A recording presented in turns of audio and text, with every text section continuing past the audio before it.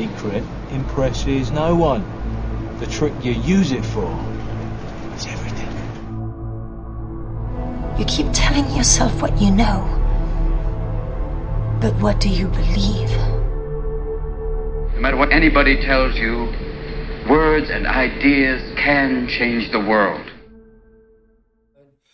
Welcome to the Fortify Conversation. My name is Tim Johnson. I am your host, and with me today is a great friend, also fellow Ratio Christi chapter director, Anna Rose Kitko. Anna, how are you doing today? I'm great, Tim. It's a wonderful privilege to be on Fortify.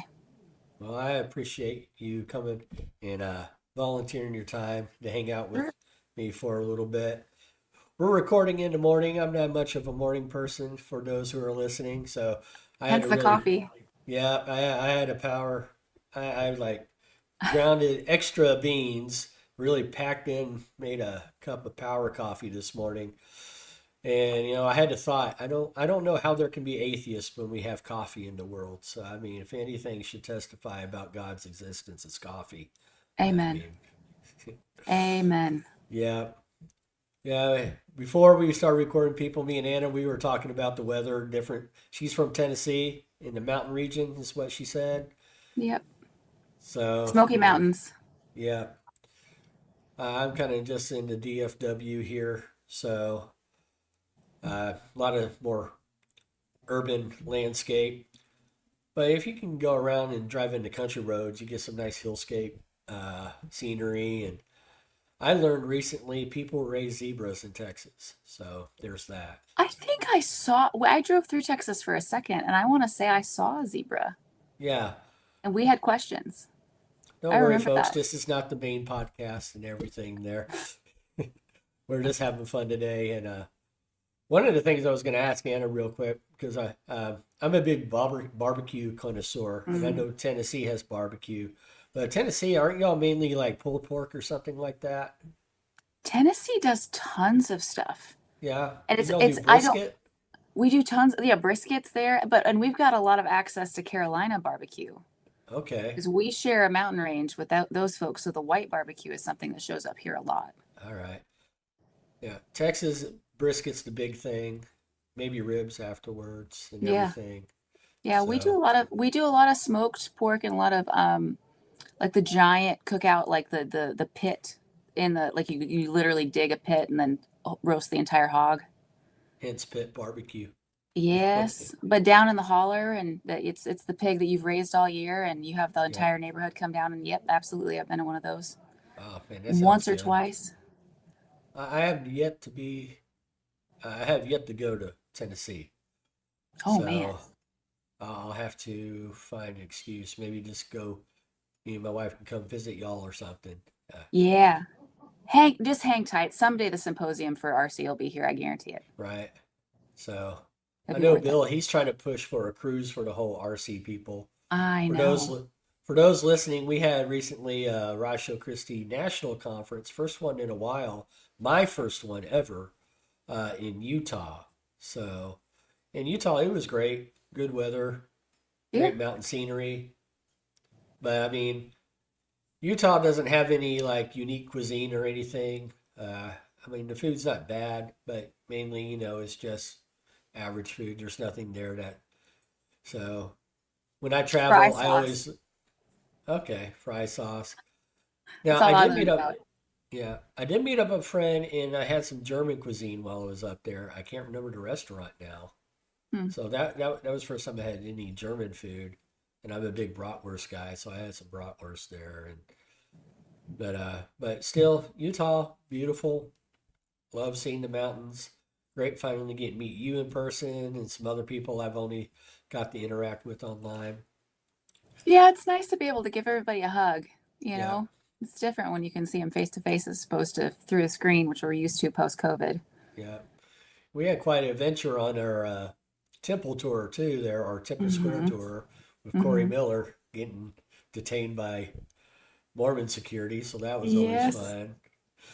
We almost So got kicked off of the actual property itself early on because we were with Mormon Research Ministries yeah, and that crew. Yep. And they identified everybody. yeah. So now if I ever go up there, they probably have my pic on the wall somewhere, I guess. There you go. So, anyways, Anna, tell us a little bit about yourself before we get kind of go into our topic today. I'm a hot mess. That's what I am. I wear tons of hats. So between teaching people about cults and coercive control and things like brainwashing and how to control a nervous system, the things that these high control groups in our country and abroad are trying to use people to I don't know, basically fund and run an engine that is designed around a single personality normally, or an aberrant theology, and how do they harness these people to come into these groups? That's usually what I'm educating folks on, and that's part of the reason why Russia Christie hired me initially, all those years ago. So that's one of my hats. Then on top of that, I'm also a clinician here in the Smoky Mountains, and I treat spiritual abuse and the things that are incurred in the nervous system when you are under spiritually abusive environments, which can be a great deal of damage can be incurred in those environments. So I get to treat that. On top of that, I've been everything from chaplain at UT Medical Center to in the neurology department, all the way to an apologist just in general for Russia Christie. I'm a chapter director at the University of Tennessee. I'm a mommy, chief and foremost, wife to Justin and mommy to Aurora and Jack, and I love that. So I'm all over the place, Tim, and you know this. We encounter each other regularly, and I'm a meme smith by night. Yeah, Yeah, there you go. yeah, Whatever's needed. yeah. It's a I'm a little It's bit a of a peaceful life. right. I'm a little bit of a mean smith myself. I have a little blog page on Facebook called Amateur Hour Apologist. So I got a tiny following, like 700 followers, but although some apologists of notoriety have interacted with my page, like Mike Winger, Nice. Tim Stratton, Alyssa Good. Childers, Melissa Doherty. So, so it's gotten some attention. Tim Stratton follows it, so that's kind of cool. But That's awesome. yeah, so I'm a little bit of a mean smith myself. I just like to have fun on there. So today we're kind of going to be talking about cult psychology, one of Anna's specialties here, as she just mentioned. And I guess one of the things that people often struggle to understand, because maybe they just, they haven't experienced certain, you know, life problems or whatever. Um, they don't understand sometimes the psychological needs that cults often meet that sometimes communities and mainstream societies and churches fail to provide. So, what are Mhm. some of those needs? What are some of those things that cults try to take advantage of to kind of draw people in? They are hyper concerned and really well, I would say, well versed in giving you a narrative for your entire life and a purpose nearly immediately, making a person really feel like they are not wasting any time, that the world is, that the mundane elements to the world and life and our interactions with sin and suffering, that those things are things that they can escape and that they can have a reason to get up in the morning that is provided to them, which sounds like it's like, well, would I really want that? And for a lot of folks who feel overwhelmed by the amount of freedom that we have, as Christians in particular, but as humans in general, it can be so overwhelming that actually being provided with a job is really, really life giving to them, or at least it feels like it's stress relieving initially. And baked into that is community, baked into that is a family, usually that is required to treat you like a family member, which is one of the difficult parts of cult groups long term, is that rapidly degenerates into more of a slavery than any type of like healthy familial relationship. But overall, I would say that the thing that cults do excellently is that they provide a cohesive narrative to the individual to grapple with suffering, to grapple with feeling purposeless, and to respond to the world at large in a way that can be really easily disseminated by a nervous system. There's not a whole lot of complexity to cults, at least not initially. The overall story is simple. Here's the list of things that you must do. So long as you fulfill the list, everything is good. And there's something about that legalism that is life-giving enough to people initially to get them sucked into these groups. Wow. Yeah. So, man, that's just one of those things I struggle to understand. I was talking to James Walker about last week, we were doing about Mormonism. Mm. And I guess how can churches and more community members be more aware of those things so to kind of help people avoid those situations, to avoid getting caught in a cult? I mean, what do you do when you notice a loved one that all of a sudden starts flirting with these groups like Jehovah Witnesses, Mormonism, Moonies? I mean, anything. What would you advise them to do? What are some of the warning signs, I guess? Yeah. This is a huge debate in my field is like, what's the best practice for like how to preempt the work of these groups that are recruiting? I think one of the things that would be wise, and this is just me talking based on my experience. I don't have a study to back this up yet. But I've noticed that, normalizing suffering is something that we really need to do a better job of in American Christianity, where we see it as a joy, where we help train our young people who are going through major moments in their lives. So like you and I work with college students and we know how vulnerable that time period can be.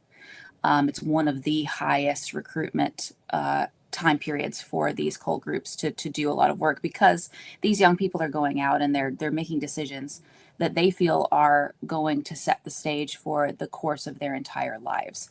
Now, once we get older, you realize, there's a lot of things that can change and flexibility is necessary and the Lord surprises you regularly.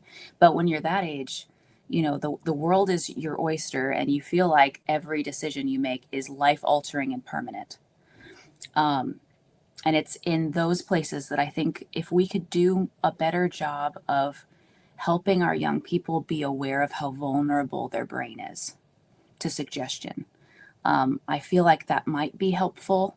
I've noticed that when we do that with my students at UT, they become very encouraged and like slightly unnerved because I'll show them experiments that's like, here's how to make a brain compliant.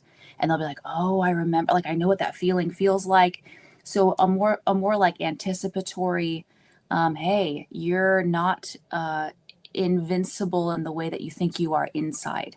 You are really hyper poised in this point of life to be recruited into a group that will offer you all of the things that your brain is feeling pain about, which is a weird thing to conceptualize if you've never been inside like a classroom environment where you've learned that your cognition can feel pain and it can desire relief.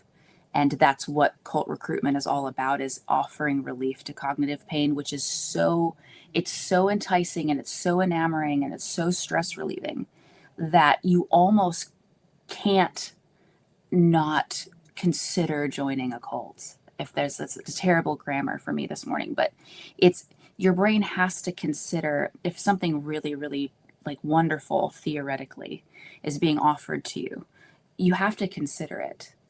And if you don't have any type of preemptive work to say, hey, it exists out there, things that are too good to be true, that your brain can be harnessed, and that you need to have a heads up about that in the same way that we would, warn our young people about the nutrition for their bodies. Their metabolisms are going to start changing over the course of their 20s. Hey, your brain's not fully mature yet, and it won't be until you're about 26 years old.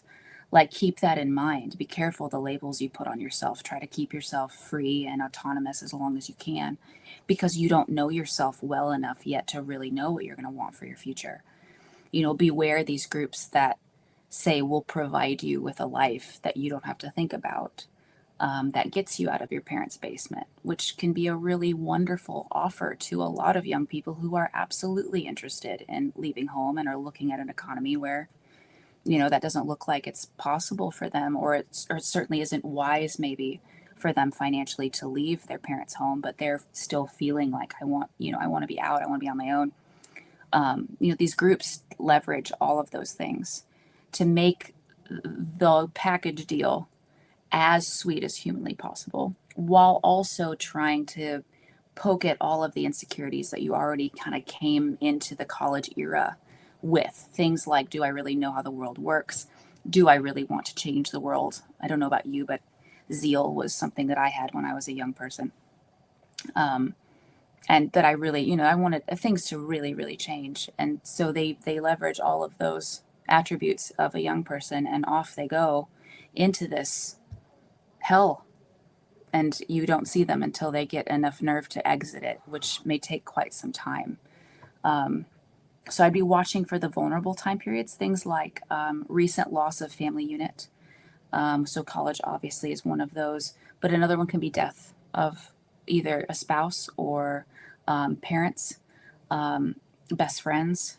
Anytime you're in a depressed state, you're more vulnerable to recruitment. Your nervous system will spike. It'll light up when it's being offered something that appears to be relief from the current circumstances.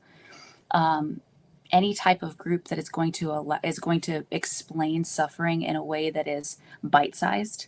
I say bite-sized in that, when we talk about theodicy as apologists, you and I, like, we know how complex it is. And we know that it's you have to sit and chew and dig, and it takes time, and it's a robust study. But these groups, when they recruit, the theodicy and the issue of suffering is really made into like a tiny little package that is easily digested and easily processed, and isn't accurate, certainly, but it's digested by the nervous system very rapidly. And with that comes a great deal of catharsis. So the feeling of relief that overwhelms your body when you feel like you've been given the actual answer to a horrid question that has been haunting you. And that's yet more enticing, like trying to get you to come join the group. And then once you commit, everything changes. So to answer your question overall, you want to watch for the vulnerable states in the human life. So anytime that we've got major life changes, anytime that we're in a depressive state, anytime we're having diets that are high in sugar, low in sleep, those time periods, those are all places where cult recruitment is its most apt. You are the most vulnerable. Watch for those. Well, that definitely kind of explains how, like, intelligent, or what we would call intelligent, educated people can be just as susceptible to cults as, say, what we would consider lay people or someone who's not as educated. Mm-hmm. Because it sounds like through everything you're talking about, that cults really targeted those. Like, are they, like, certain cults, are they like just trained to be able to hone in and identify people that are at kind of at an emotionally vulnerable state at that Absolutely. time? I mean, man, Yeah, like what? pay Yeah, go ahead. attention to all the people who table outside of the counseling center on your campus, for example. Just pay Except if it's a attention to the Ratio group. Christie table, we're That's okay. right. That's right. Well, yeah, even if it's RC, right? Investigate, Right. right? You don't. Yeah. Truth doesn't Agreed. flee from scrutiny, so we Right. can poke. But yes, you're right. Especially if they're doing counter cult work like my crew does. Um, but yeah, it just pay attention, because like the Jehovah's Witnesses, for example, have an app where they track all these things and their hours, and they're back in the day, and I don't know if they still do the paperwork ones, but back when I first got started in the field, they still had pieces of paper, and as they would knock on doors to do the initial talk with just the general public as they're going on their normal hours, they would mark whether or not, like, what time of day and who answered the door, because if it was a woman answering the door during working hours, the understanding was she was more vulnerable for recruitment because she's clearly a stay-at-home mom, or not unemployed, or in a place that is high stress for her. Why isn't she at work? And so they would come back and target those houses faster than other ones. Same thing for anybody disabled, who answers the door, folks who are maybe shut-ins. Those are all things that would be marked as like recruitment processing for the Jehovah's Witnesses to be able to time, who are we going to go back to, who are we going to ignore, that sort of thing. So yes, it's literally systematized to do that. And I guess one of the questions I guess people would probably ask, and that comes into my mind, So once these people are in, I guess some people would ask, why is it so hard to get them out when you can, all you have to do is present evidence to them that, like, hey, these beliefs are demonstrably false. So after presenting it, I don't understand why my friend still wants to be a Jehovah Witness when I've been able to show them that clearly Jehovah Witnesses, they're what their beliefs are false, and it's evidentially true that it's false. Help me out Mhm. here, Anna. How come it's so hard to get them out once you present them the truth? Yeah, beautiful. So your nervous system and the way your brain processes information, it processes that information in units called memory. And memory units are comprised of three components: the cognition, which is what you were thinking at the time the unit was stored, what you were feeling at the time you were thinking it, and then the sensation in the body that was happening when it all went down, when you first encountered that unit. And when you harness a nervous system, you're harnessing all three of those things. So when we as apologists go to our friends who are, enraptured by, say, the Jehovah's Witnesses or the Mormons or, the World Mission Society Church of God, which is really big on my campus right now. They're doing a lot of recruitment, or gosh, anybody that comes to your door. What you're doing when you're offering evidence is you're only speaking to the cognition, which means you're missing 2/3 of the information analysis that the nervous system is considering when it's considering your case. And with only 1/3 of an approach, you're never going to gain the vast majority of the persuasion that is necessary to get them out of a group. You're actually going to develop what's called the backfire effect, which is what happens when a nervous system believes it's being attacked. So if you come in with, hey, I know that you were engrossed in this group for a whole lot of reasons besides theology, right? I don't know anyone who's joined the Jehovah's Witnesses because their theology was robust. Yeah, Do you know what I yeah, mean? Um, they joined because they were scared and they were lonely and they were sad. And the Jehovah's Witnesses were the first people to come to their door and say, hey, you're worth my time. The theology came second. yeah. I just So mentioned. Oh, go ahead, go ahead, go ahead. no, no, Sorry. no. So when you come to them, to your friend, and go, Yeah, this is dumb. I mean, this is nonsense. This could not possibly be true. All you're doing, functionally speaking, is insulting their new family.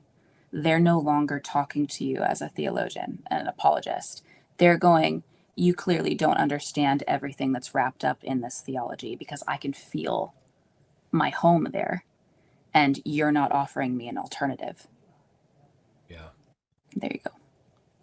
See, I struggle with that a little bit.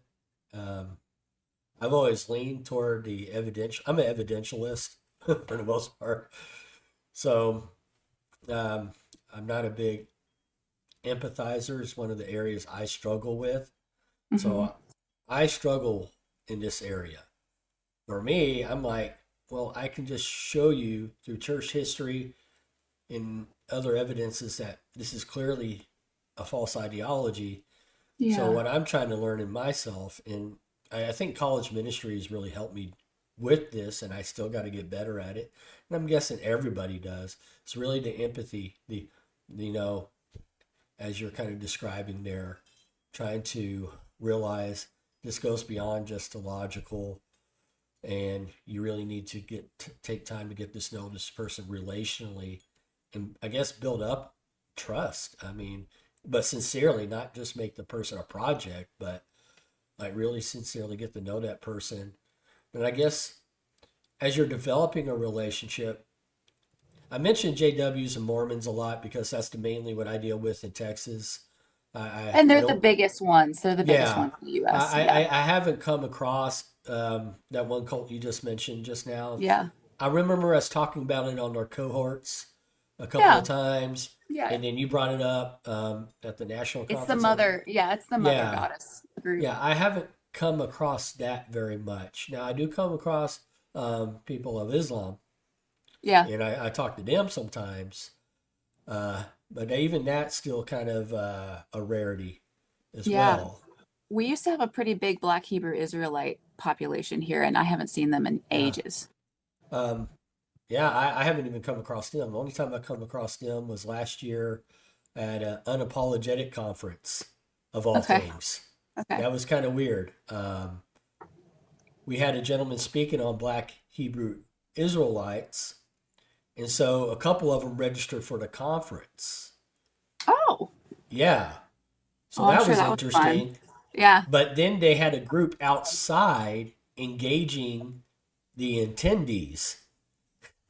So wind up, I think the police were wind up being called because they were causing not the two registrants. They were kind of chill, just Yeah. going through the conference, but their buddies outside were kind of causing a ruckus, and they had to leave.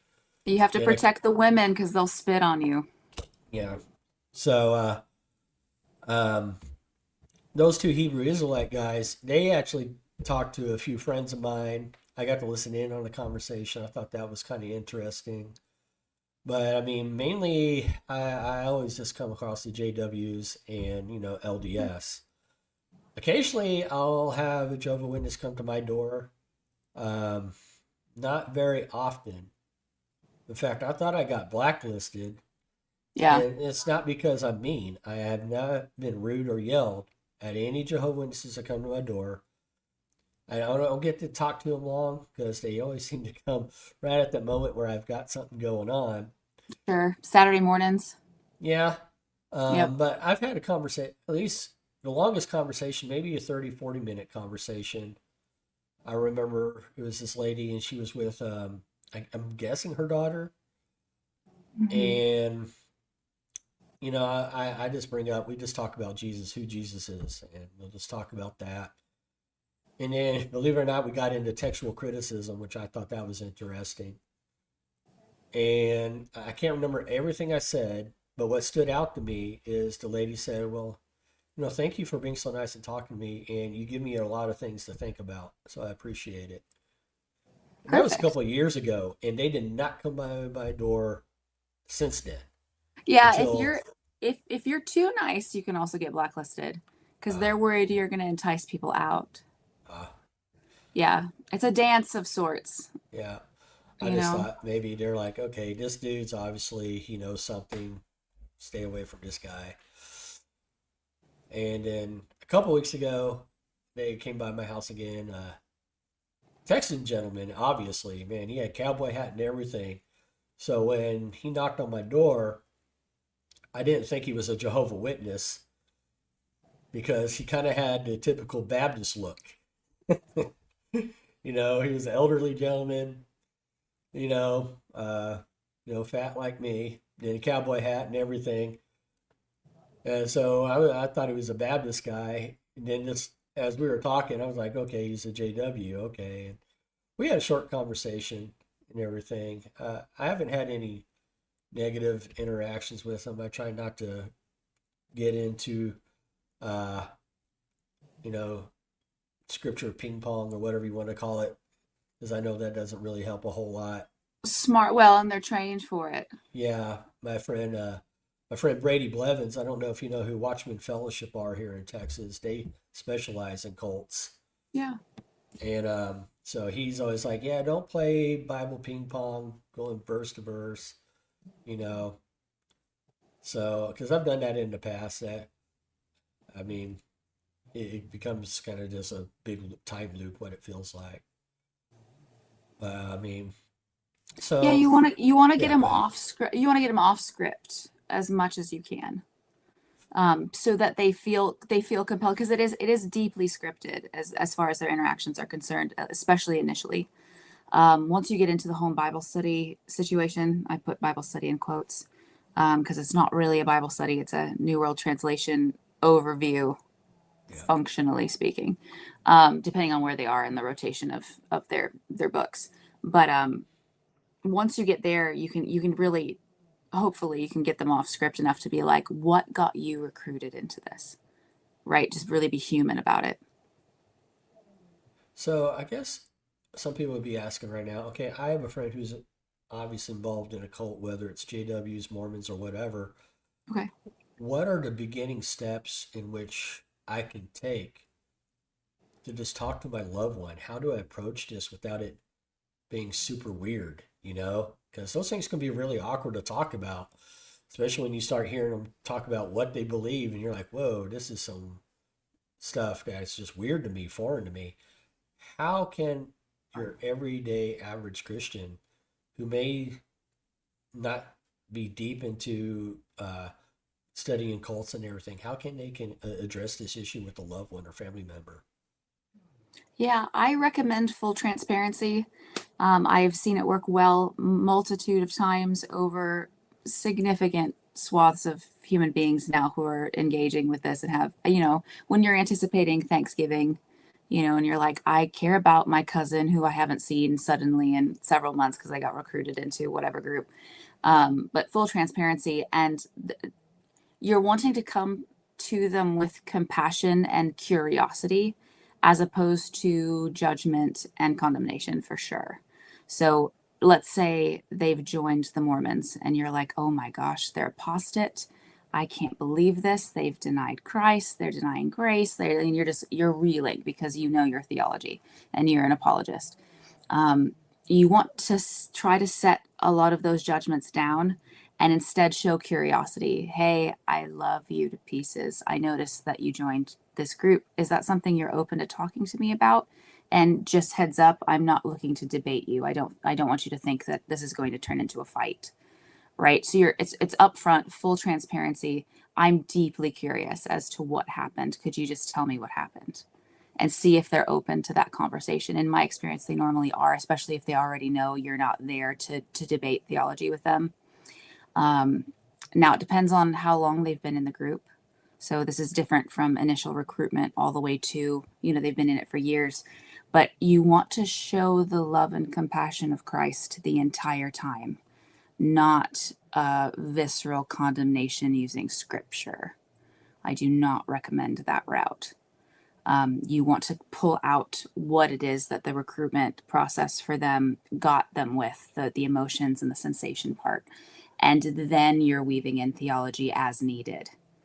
So you're walking with them out as opposed to standing on the outside in orthodoxy, beckoning to them, implying that they were idiots or something horrible like that for getting into a group like this. You never want to have that vibe. You're always going for the soft compassion of a human being who understands that there was a perfectly good reason for why they were recruited into this group, and you would love to know what that is. Yeah, great answer on that, and something that will help me out in the future.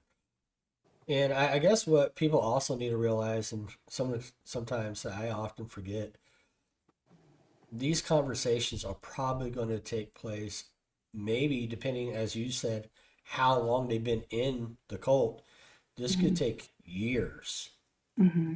not just a one-off conversation, not even a couple conversations. Um, I know that, like, once again, a couple of years back, I went on a mission trip to Utah with Watchman Fellowship, my friend Brady and them. I talk about them a lot because we're close and I work with them a lot. And so, Yeah. and he was visiting a Mormon friend in Utah that he had been talking to for 7 years. And they Yeah. were still in the Mormon church. Yeah. And so, any Christians listening today, Lord willing, and someone listens to this podcast one day, I guess it would be accurate saying just realize this is going to take a while, depending on Sure. how long they've been in. And And there's you're no going, formula. yeah, You're curating to each person. Yeah. Well right. done. Everyone's different. So, you can't copy and paste one conversation onto another person or anything. And I mean, it's hard. I've been blessed. I haven't dealt with that within my own family or with any friends. Now, granted, up till these past couple of years being college campus ministry, like most Christians, I guess I've been in a little bit of a bubble. Yeah. Yeah, I know Jehovah Witnesses are out there. I've talked to them, but I don't have any friends that are Jehovah Witnesses. I don't have any friends that are Mormons. So, in some ways, I don't understand the struggle from that aspect. Now, I have friends who are atheists, but I mean, I don't have anyone that has a loved one or anyone that's ever fell into Mormonism or Jehovah Witness or any other type of cult that is out there. I've come across people who are in it, but no one who I'm close to. Mm-hmm. Does that make any sense? Sure.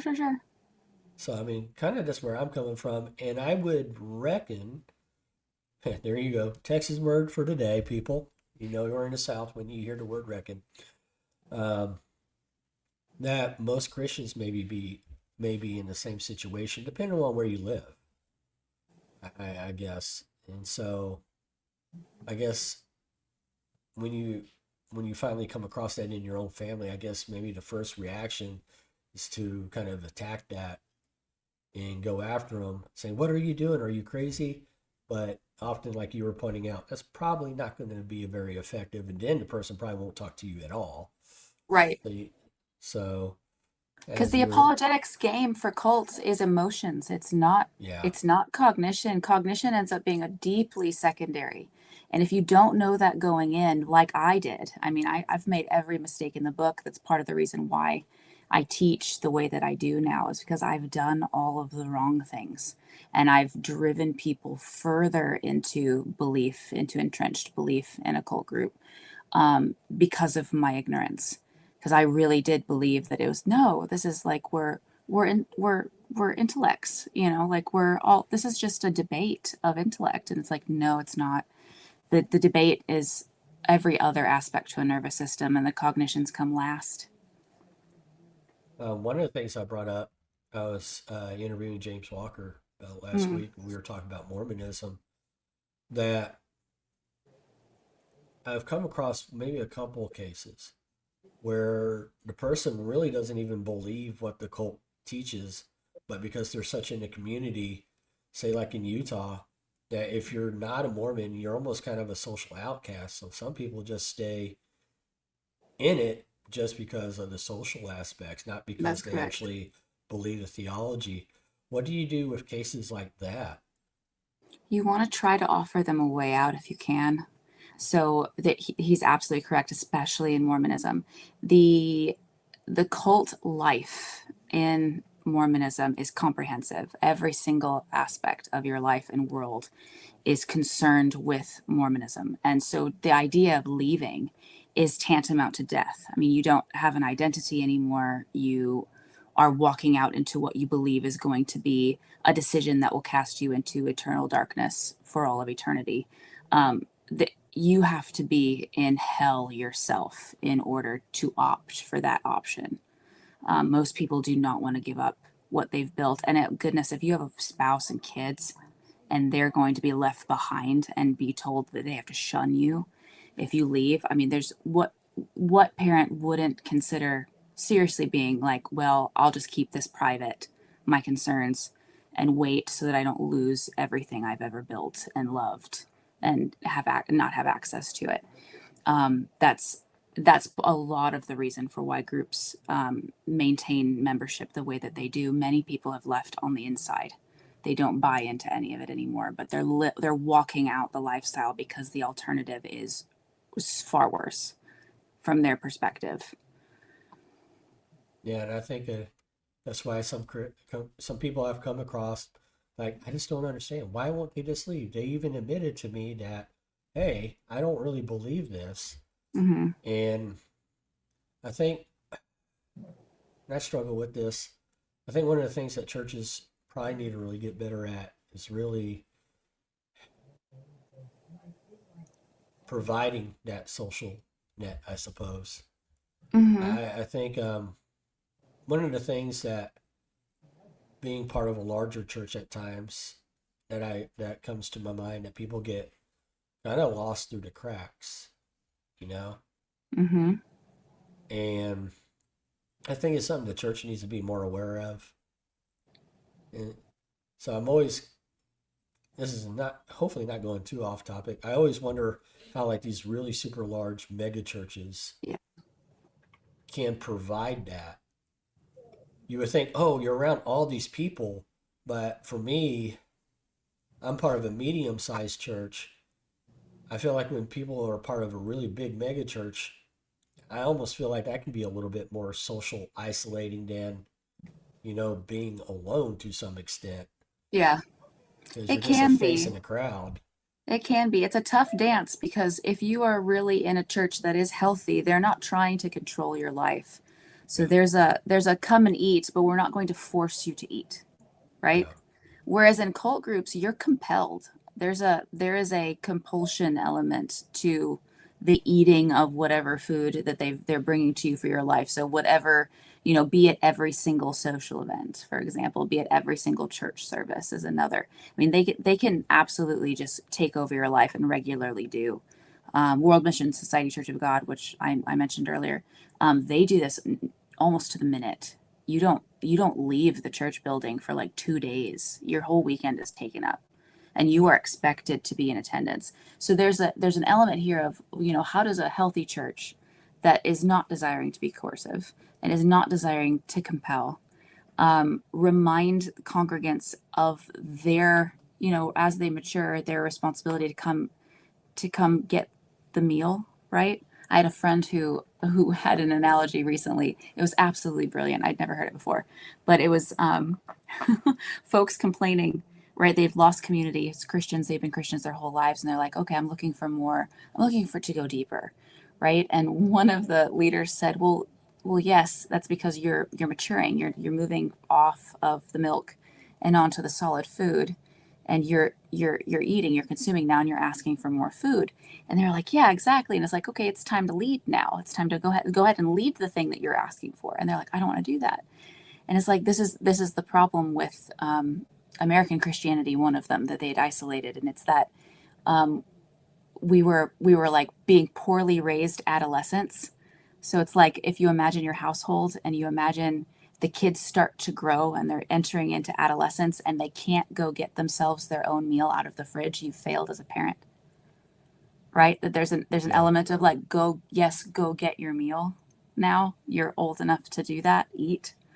That the churches in America had become that it become a land of cults because the cults want to keep everyone infants all the time. And the church where it's healthy was not raising infants to adolescence well, because they were only ever talking about infantile things, and they were not encouraging that adolescence and that sign is something that steps into a leadership position, right? It's the thing that you're looking for is the thing that you should be authoring, right, on behalf of the people of God. And so I think that's where some of this is coming in to play. I don't know exactly how to solve the problem, because we don't want to start taking over people's autonomy, certainly, Right. but encouraging and celebrating that transition into wanting deeper, I think is something we might be able to do better. Yeah. What do you think how everyday life, because I mean, it seems like in America, especially nowadays, we're in an economy that, everyone has to work two jobs, and, and life seems so busy. Do cults take advantage of that aspect? Because sometimes that can even make you kind of isolated because you're just dealing with your career all the time. How does that play into things, if you don't mind me asking? It depends on whether or not your career is lucrative enough to be worth the cult's time to keep the money flowing. So I've noticed that people who are making enough money and they're providing the cult group with enough financial backing that they're allowed to have whatever kind of career they want for the most part. And Mormonism is kind of, I would separate it out because its infrastructure is so robust that they have an entire career paths where you are making a great deal of money, but you are still controlled by the church. So leaving kind of them on their own and just operating with like the Jehovah's Witnesses, whose system is not as robust. Um, if you have enough money in your bank account to fill their coffers on the regular, you'll be left alone. And yes, you can be isolated in that you're working all the time on behalf of the cult. But if you don't make enough money to do that, or they're not after you for your finances, they can isolate you further in their insistence that you work for a church sponsored something, in which case your entire life, both home, social, and work model is all encapsulated within the group. And we see that with like the 12 tribes here in Tennessee. They're a homegrown cult group, and I mean they completely take over your entire life to the point of living on property and working on the properties that the cult owns and all of it. Yeah, they control even what kind of meals you eat. Yeah, it is just not growing up that way. It's hard for me to comprehend that Mm-hmm. that amount of control Mm-hmm. over trying to have over people's lives. And it's just, man, it just seems so weird. Like, because me, I mean, one, I'm stubborn anyways. So I just, that and I don't like being told what to do. There you go. So, Classic apologist. It's yeah, almost like we were designed for this job. yeah, I just say, how the pastor didn't fire me when I was on staff for 6 years. It's still amazing to me because he probably should have at some point. Mm-hmm. Not because of theology, just sometimes I was just stubborn, because I like to pave my own way and whatnot. So I don't understand that level of control because I instantly just buck against anything like that already. Yeah. So I don't know how people allow themselves to be controlled like that. And I guess is that just a thing that happens over time as more exposure to the cult, as they get Well, deeper and deeper? Do they realize how much control over their I lives they've lost? I mean, I've seen lots of things. I Part of it may be, our perhaps our tendency toward independence and rebellion and stuff is that we suffer from a greater level of sin than they do. I suppose it's possible. I consider it a virtue, but it is something we have to consider when we're looking at these guys. But in my experience, the genuine humility of desiring to be submissive to a belief system and to follow its tenets and to sacrifice your life on behalf of a greater good is usually what's being leveraged and harnessed. And it's that genuineness, it's that the utility of investing your youth and investing your family and sacrificing on behalf of this the great narrative that they're providing these people. Like, I see it as an element of humility that is what is being leveraged here in these individuals, as opposed to desire for compliance, right? It's not like you're not naive getting pulled into these groups. And it isn't a lack of strength or a lack of toughness or a failure to be assertive necessarily. It's usually a genuine desire to be obedient to what they are under the impression Jesus is teaching. And a lot of these, we're talking about Bible-based cults, obviously, Yeah, but to sit under the tutelage of somebody who's claiming to be an authority on a subject. I mean, lots of people desire that. Gosh, you and I'm sure we have books and books and books. I mean, you can see books behind me, yeah, stacks of things that we haven't read because we're just so excited about disseminating from somebody wiser than we are. yeah. I think that's a nearly human universal. And I suspect that what is happening is they're leveraging those virtues for their own gain. Whereas people like you and I, where we've been perhaps placed on the planet at this time for the unique reason of being able to be immune to somebody trying to take control, right?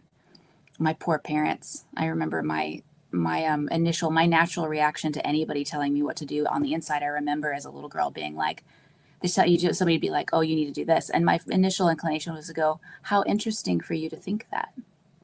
Like, it wasn't. It was always like, "Why are you under the impression that compliance is like the necessary conclusion to this?" And who knows? Perhaps that rebellion is sin, and perhaps it's design, or a little bit of both. But I suspect we've been placed on the planet at this time period to be perhaps immune enough to get people out. Yeah. Yeah. Well, we're coming up on an hour.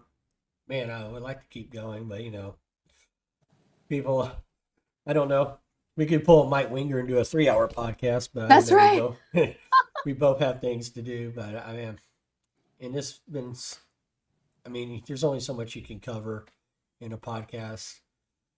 And then people, I would just encourage you if you have a loved one, just what Anna was talking about. You're going to have to be very patient. Obviously, Mhm. something I struggle with.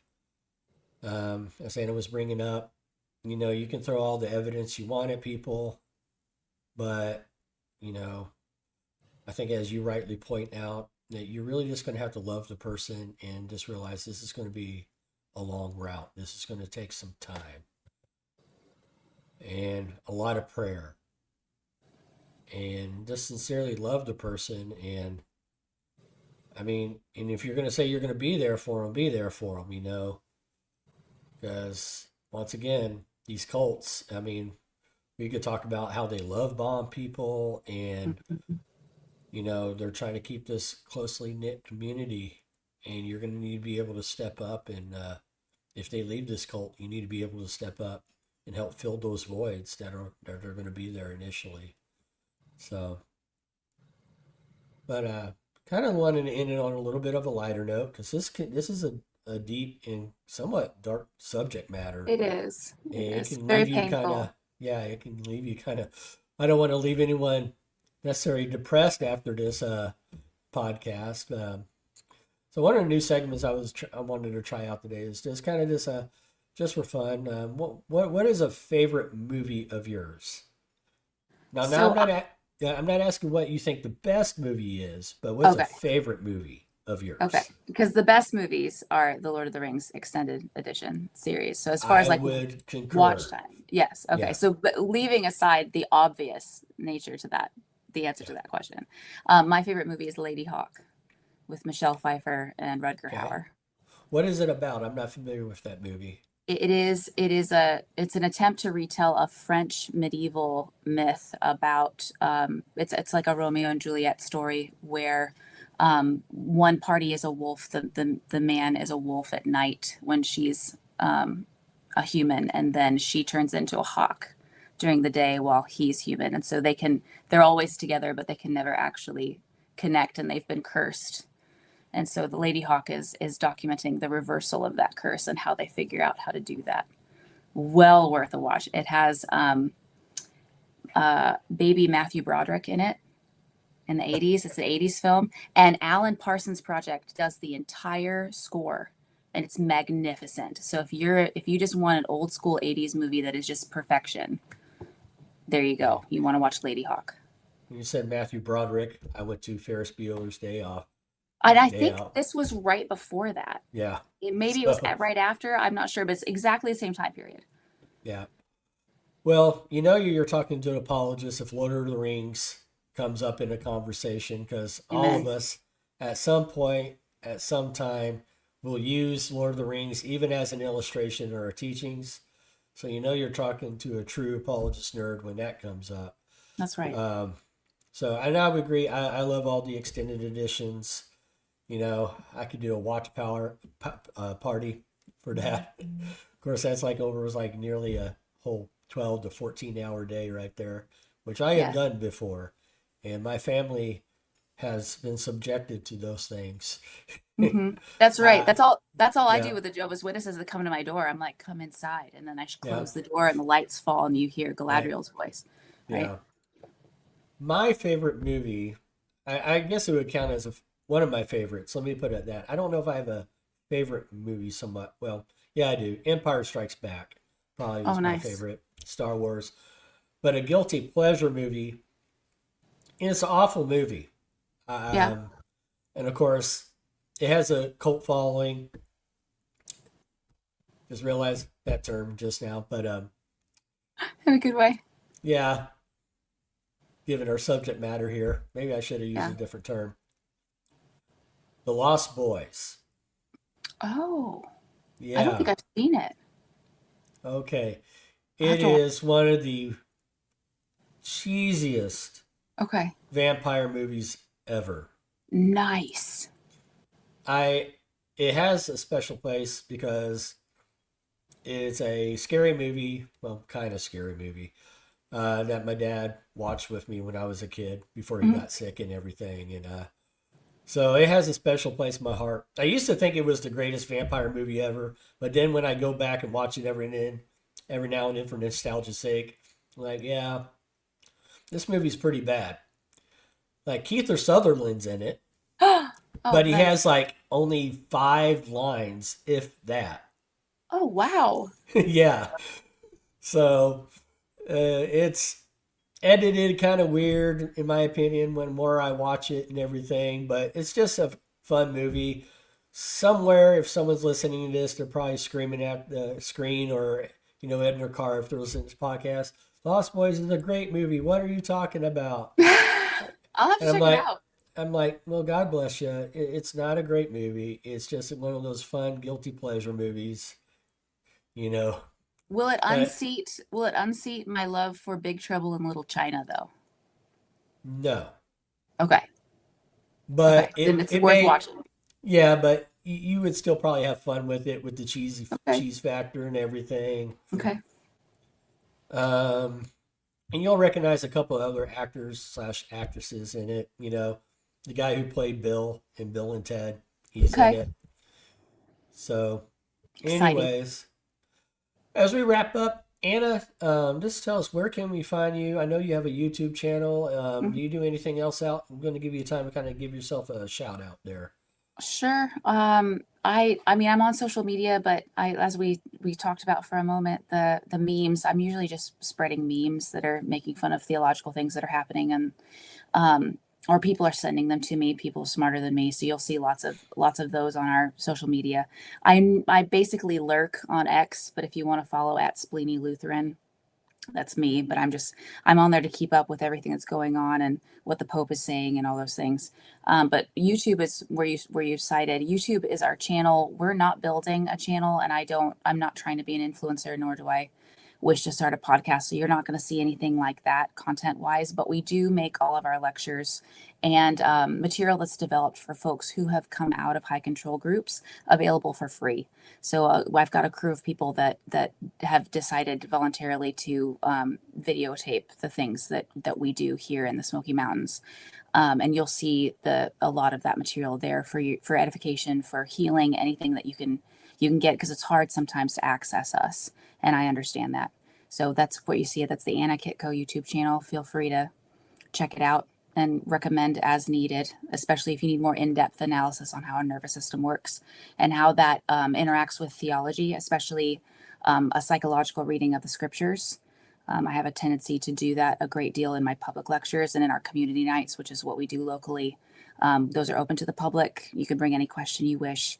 And those topics are determined based upon the questions that are brought to me over the course of the year. So those are big public nights where folks come out and we do apologetics live.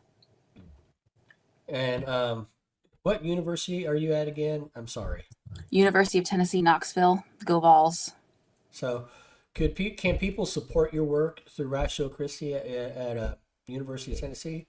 Yes, please. That would be wonderful. The students are always grateful to anything that you can give as far as making it available to them, and that money goes entirely to them. So know that if you want to support the students, please do not hesitate. I think on the YouTube channel, the link that's on the YouTube channel for support is for me as a missionary. So know that there's a differentiation if you want to support the chapter versus my work as an apologist. So heads up there.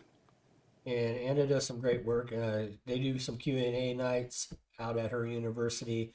Recently, I think you can find her doing one with Alyssa Childers and Frank Turek. Correct. They don't look nearly exhausted as they did last year. Last year, man, we were wiped. Yeah. The line, it was after midnight and there was still a line, and we were like, Yeah. oh my gosh. I still have that picture in my head where your head is in your hands or something. Frank looks totally exhausted. At one point, he takes off his mic and just hands it to me, and I was like, oh, okay, here we go. I just, every now and then when Facebook brings that back up in my memories when I did that post about you two on Facebook, I still laugh every now and then. I was like, man, talking about experiencing time dilation that day. Ooh, mercy. Well, my name's Tim Johnson once again. I'm the chapter director at Tarrant County College. We meet Mondays starting up this fall. Probably around September is when we usually get going at 3:30. You're always welcome to come visit us if you live in the DFW. If you want to learn how to support the work as well, I'll be leaving some links for Anna and myself where you can give toward the ministries, learn how you can either pray, volunteer, and so forth. Also, I have a small ministry called the Fortify Apologetics Ministry, and you can find out more about us at fortifyapologetics.com. We have a great conference coming up this October. So Saturday, October 17th at Pleasant View Baptist Church. We're going to be talking about what does it mean to be made in the image of God. And we're going to be dealing with things like, does the soul exist? Dealing things with about evolution, intelligent design. Our friend Bill Scott's coming out to speak about navigating the LGBTQ minefield, how to engage that community. So it's something you won't want to miss out on. So if you live in the DFW area, early registration still open right now, $29. That includes the Lord's Chicken, Chick-fil-A right there. So you can't miss out on that. And we're going to have a great time. Eric Hernandez, Brady Blevins. We got a guy from the Institute of Creation Research out there as well. So come join us, fellowship with us, grow in your faith. October 17th. You can register at fortifyapologetics.com, get some more information there. Anna, once again, thank you for joining us. Thank you for taking time out of your day just to talk about this topic that often maybe people don't even think about at times, and how to reach people like that. And Anytime, Tim. Yeah. I'll have coffee with you any day. Yeah, definitely have to have you back on. And those who are listening, just thank you for taking time out of your day to listen in the car or watching on YouTube. And we'll be dropping this episode here in the near future. And so once again, have a great day. Thanks, and God bless.